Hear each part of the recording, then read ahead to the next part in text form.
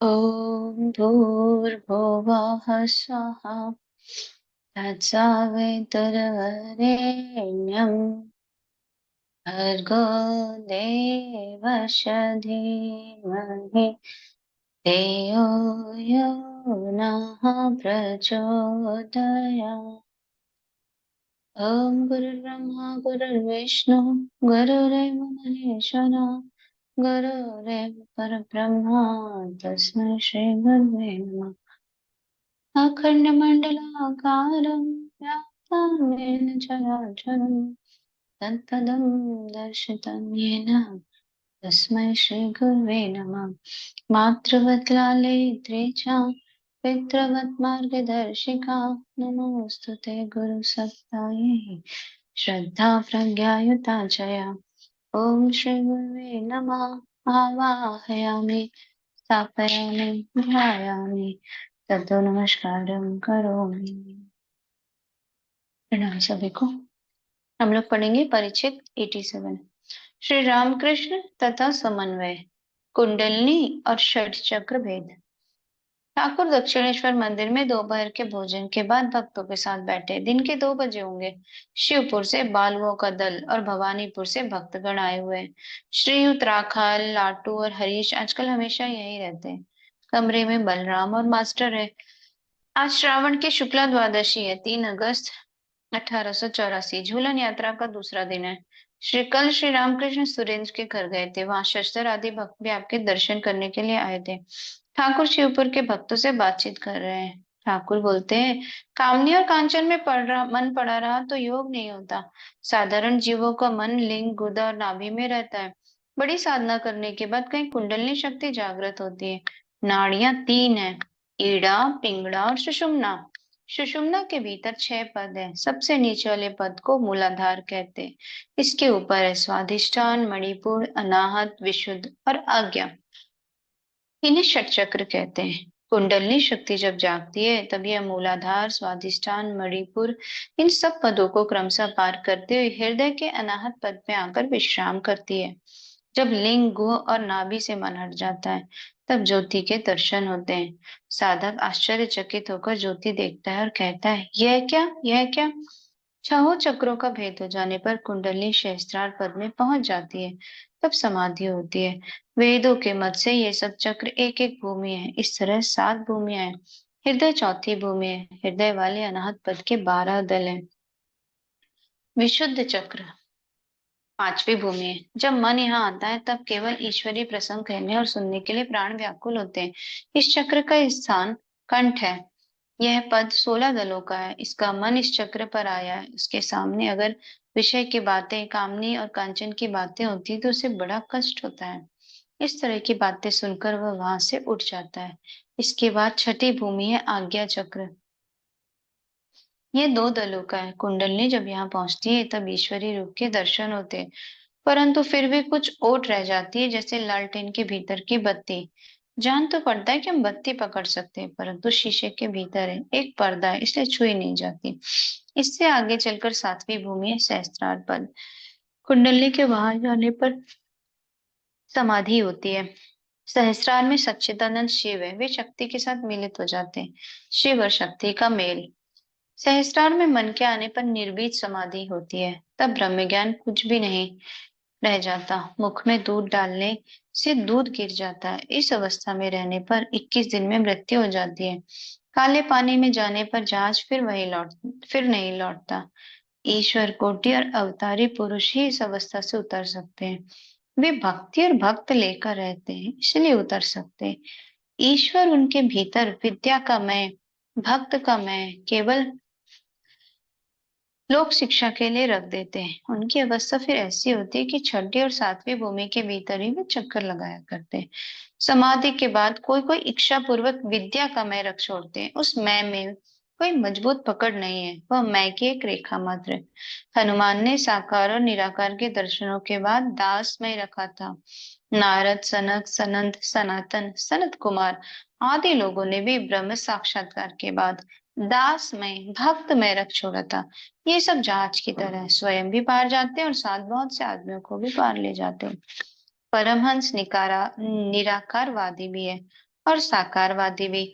निराकारवादी जैसे त्रैलंग स्वामी, इनके जैसे परमहंस केवल अपने ही हित के लिए चिंता करते हैं। यदि उन्हें स्वयं को इष्ट प्राप्ति हो जाती तो वे उसी से संतुष्ट हो जाते हैं। ब्रह्म ज्ञान के बाद भी जो लोग साकारवादी होते हैं, वे लोक शिक्षा के लिए भक्ति लेकर रहते हैं। वे उस घड़े के सदृश है जो मुंह तक लबालब भरा है, उसमें थोड़ा पानी किसी दूसरे बर्तन में भी डाला जा सकता है। इन लोगों ने जिन साधनाओं के द्वारा ईश्वर को प्राप्त किया है, उनकी बातें लोक शिक्षा के लिए कही जाती है। इस तरह लोगों का कल्याण होता है। पानी पीने के लिए बड़ी मेहनत करके कुआं खोदा गया। फावड़ा और कुदाल लेकर कुआं खोद जाने पर कोई कोई कुदार आदि उसी में छोड़ देते हैं, क्योंकि फिर खोदने की कोई जरूरत नहीं रही। परंतु कोई कोई कंधे में डाले फिरते हैं दूसरे के उपकार के लिए। कोई आम छिपा कर खाता है और फिर मुंह पहुंचकर लोगों से मिलता है, और कोई कोई दूसरे को देकर खाते हैं, लोक शिक्षा के लिए भी और लोगों का स्वाद चखाने के लिए भी। मैं चीनी खाना अधिक पसंद करता हूँ, चीनी बन जाना नहीं। गोपियों को भी ब्रह्म ज्ञान हुआ था, परंतु वे ब्रह्म ज्ञान नहीं चाहती थी, वे ईश्वर का संभोग करना चाहती थी। कोई वात्सल्य भाव से, कोई साख्य भाव से, कोई मधुर भाव से और कोई दासी भाव से। शिवपुर के भक्त गोपी यंत्र बजाकर गा रहे हैं। पहले गाने में कह रहे हैं, हम लोग पापी हैं, हमारा उद्धार करो। ठाकुर भक्तों से कहते हैं, भय दिखाकर या भय खाकर ईश्वर की भक्ति करना प्रवर्तकों का भाव है। उन्हें पा जाने के गीत गाओ, आनंद के गाने। राखाल से कहते हैं, नवीन योगी के यहाँ उस दिन कैसा गाना हो रहा था, नाम की मदिरा पीकर मस्त हो जाओ। केवल अशांति के बाद भी नहीं सुहाती, ईश्वर को लेकर आनंद करना, उन्हें लेकर मस्त हो रहना। शिवपुर के भक्त कहते हैं, क्या आपका एक हाथ गाना ना होगा। ठाकुर कहते हैं, मैं क्या गाऊंगा, अच्छा जब भाव आ जाएगा तब मैं गाऊंगा। कुछ देर बाद ठाकुर गाने लगे। गाते हुए आप उर्दू दृष्टि हैं, आपने कई गाने गाए, एक का भाव नीचे दिया गया है। श्यामा माँ ने कैसी कल बनाई है, बस 3.5 हाथ की कल के भीतर कितने ही रंग दिखा रही है। वह स्वयं कल के भीतर रहती है और डोर पकड़कर अपनी इच्छा के अनुसार उसे घुमाती रहती है। परंतु कल कहती है, मैं खुद घूम रही हूँ। वह नहीं जानती कि घुमाने वाली कोई दूसरी ही है। जिसने कल का हाल मालूम कर लिया, उसे फिर कल नहीं बनना पड़ता। किसी किसी कल की भक्ति की डोर से तो श्यामा माँ स्वयं आकर बंध जाती है। किसी किसी कल की भक्ति की डोर से तो श्यामा माँ स्वयं आकर बंध जाती है। समाधि में श्री रामकृष्ण प्रेम तत्व। ये गाना गाते हुए ठाकुर समाधि मग्न हो गए। भक्तगण स्तब्ध भाव से निरीक्षण कर रहे हैं। कुछ देर बाद कुछ प्राकृत दशा के आने पर ठाकुर माता के साथ वार्तालाप करने लगे। माँ, ऊपर से सहस्त्रार से यहाँ उतर आओ, क्यों जलाती हो, चुपचाप बैठो। माँ, जिसके जो संस्कार है वे तो होकर ही रहेंगे, मैं और इसे क्या कहूँ। विवेक वैराग्य के लिए के हुए बिना कुछ होता नहीं। वैराग्य कितने ही तरह के हैं। एक ऐसा जिसे मरकट वैराग्य कहते हैं, वह वैराग्य संसार की ज्वाला से जलकर होता है, वह अधिक दिन नहीं टिकता। और सच्चा वैराग्य भी है, एक व्यक्ति के पास सब कुछ है, किसी वस्तु का अभाव नहीं, फिर भी उसे सब कुछ मिथ्या जान पड़ता है। वैराग्य एकाएक नहीं होता, समय के आए बिना नहीं होता। परंतु एक बात है, वैराग्य के संबंध में सुन लेना चाहिए। जब समय आएगा तब इसकी याद होगी कि हाँ, कभी सुना था। एक बात और है, इन सब बातों को सुनते सुनते विषय की इच्छा थोड़ी थोड़ी करके घटती जाती है। शराब के नशे को घटाने के लिए थोड़ा थोड़ा चावल का पानी पिया जाता है। इस तरह धीरे धीरे नशा घटता रहता है। ज्ञान लाभ करने के लिए अधिकारी बहुत ही कम है। गीता में कहा है, हजारों आदमियों में कहीं एक उनके जानने की इच्छा करता है, और ऐसी इच्छा करने वाले हजारों में से कहीं एक ही उन्हें जान पाता है। तांत्रिक भक्त कहते हैं, मनुष्याणाम सहस्रेषु कश्चित यतति सिद्धये आदि। ठाकुर कहते हैं, संसार की आसक्ति जितनी ही घटती जाएगी, वो ज्ञान भी उतना ही बढ़ता जाएगा। आसक्ति अर्थात कामनी और कांचन की आसक्ति। प्रेम सभी को नहीं होता, गौरव को हुआ था, जीवों का भाव हो सकता है, बस ईश्वर कोटि को, जैसे अवतारों को प्रेम होता है।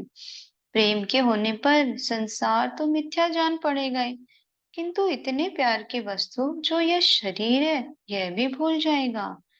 पारसियों के ग्रंथ में लिखा है, चमड़े के भीतर मांस है, मांस के भीतर हड्डियां, हड्डियां के भीतर मज्जा, इसके बाद और भी न जाने क्या क्या, और सबके भीतर प्रेम।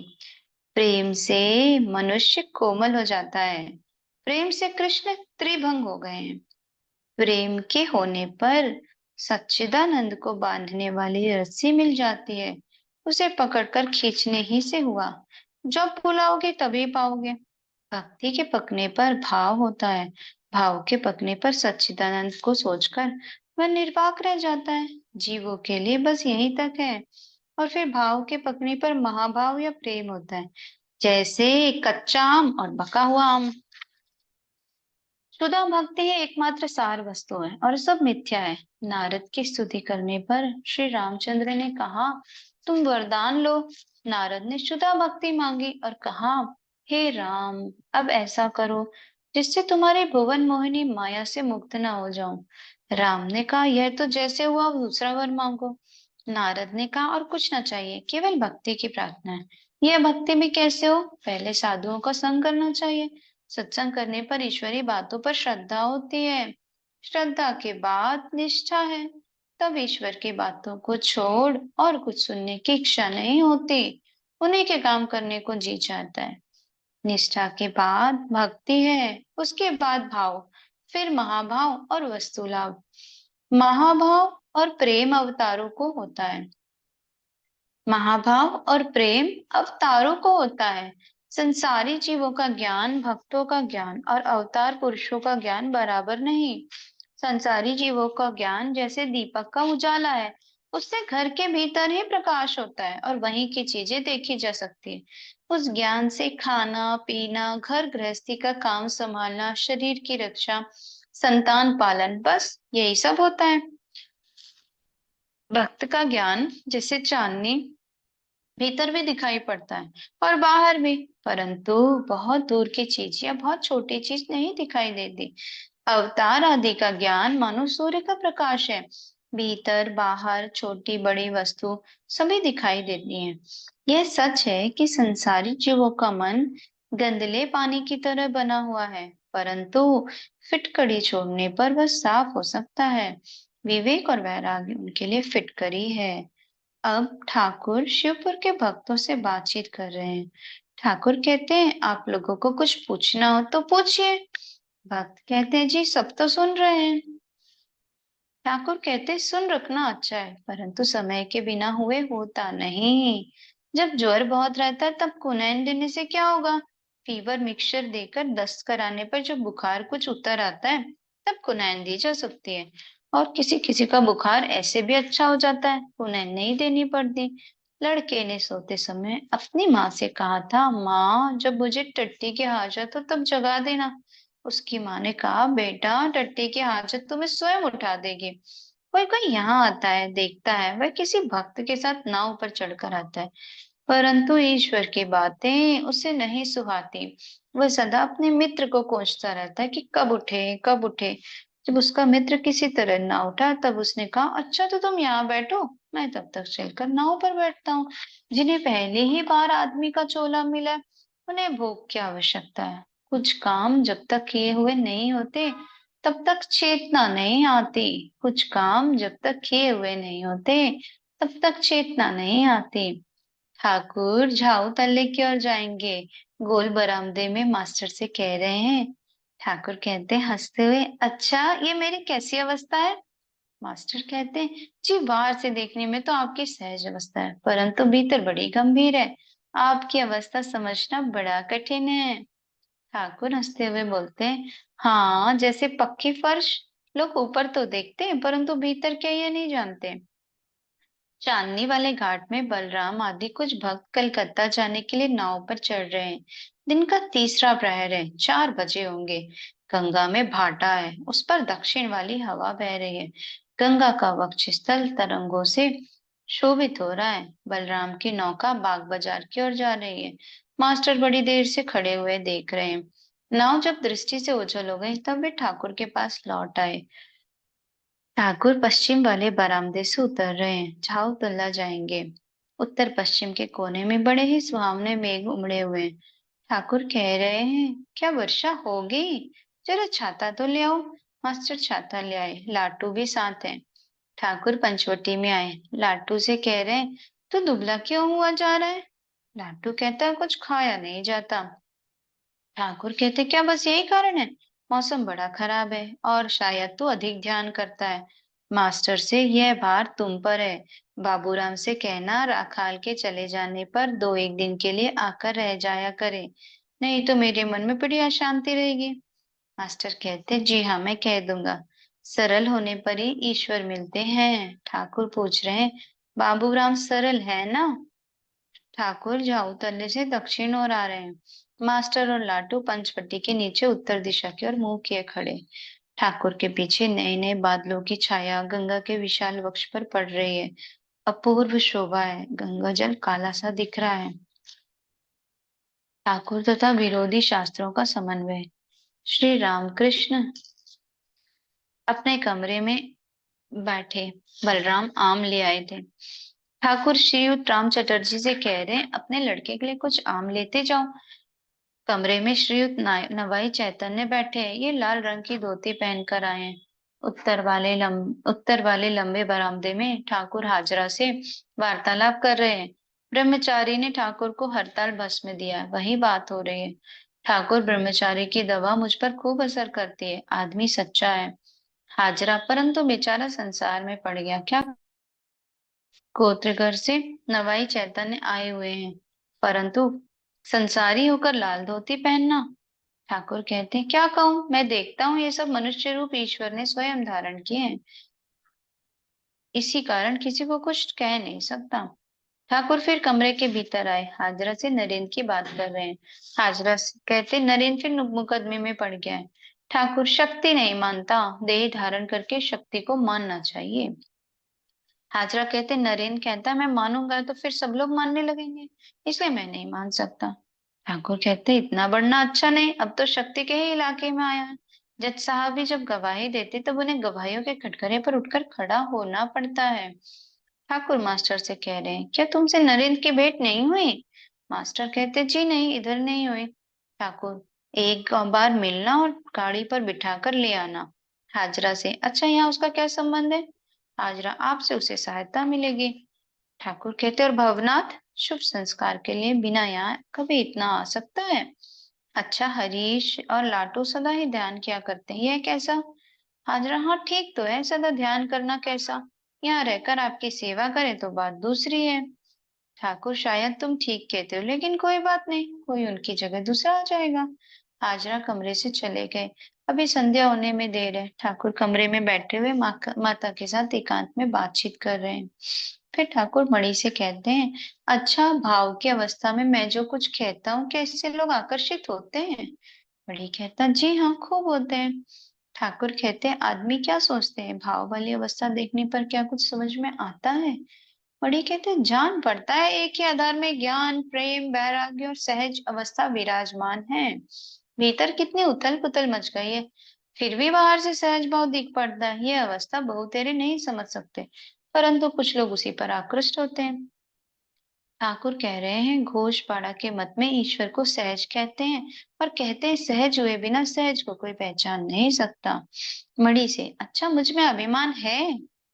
ठाकुर कहते, जी हाँ, कुछ है, शरीर की रक्षा और भक्ति तथा भक्तों के लिए, ज्ञानोपदेश के लिए, ये भी तो आपने प्रार्थना करके रखा है।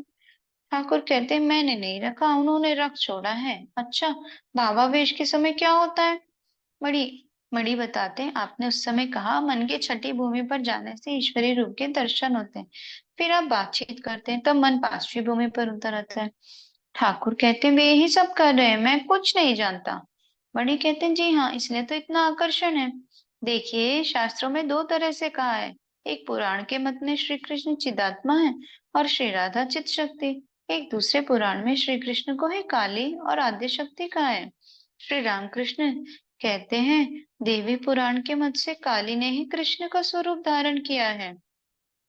तो इससे क्या हुआ? वे अनंत हैं और उनके मार्ग भी अनंत हैं।